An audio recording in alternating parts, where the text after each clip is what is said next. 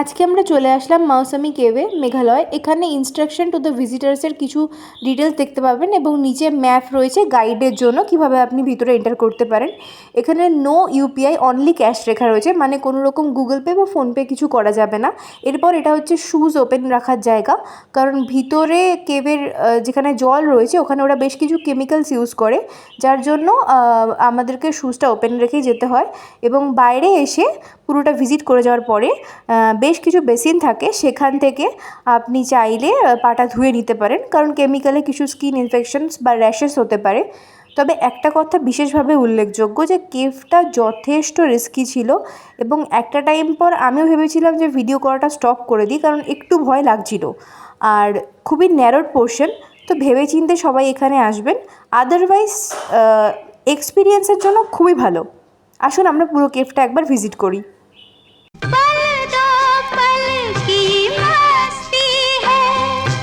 बस 2 दिन की बस्ती है, चैन यहाँ पर महंगा है और मौत यहाँ पर सस्ती है। गुमनाम है कोई, बदनाम है कोई, इसको खबर कौन है वो अनजान है कोई, गुमनाम है कोई।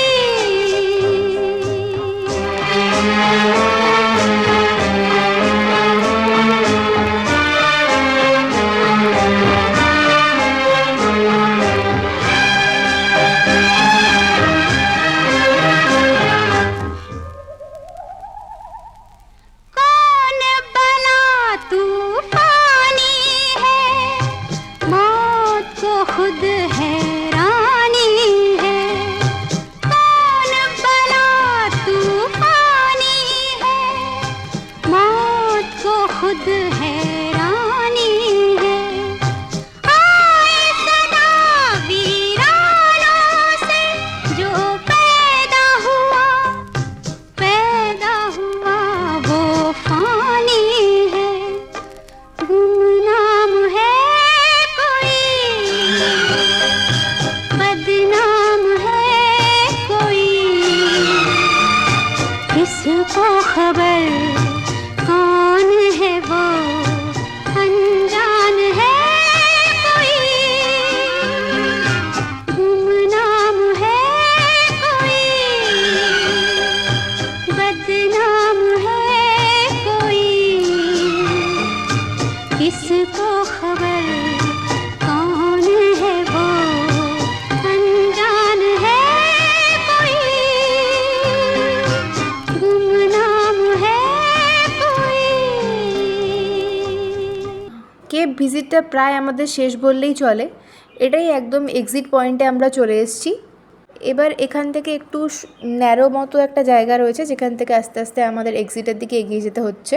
আপনাদের পুরো কেভের ভিউটা মোটামুটি আমি আশা করি ঘুরে দেখাতে পেরেছি, যতটা আমার পক্ষে ক্যাপচার করা সম্ভব হয়েছে। যতটা দেখতে পাচ্ছেন যে ইজি লাগছে, একদমই ইজি নয়। মানে কেভটা যতক্ষণ অবধি আপনি পুরোটা ভিজিট না করতে পারছেন ততক্ষণ অবধি এক্স্যাক্ট ফিলিংটা বুঝতে পারবেন না, যার জন্যই আমার এখানে এই হন্টেড সংটা দেওয়ার। তো এবার আমরা আস্তে আস্তে এক্সিটের দিকে একদমই চলে এসেছি।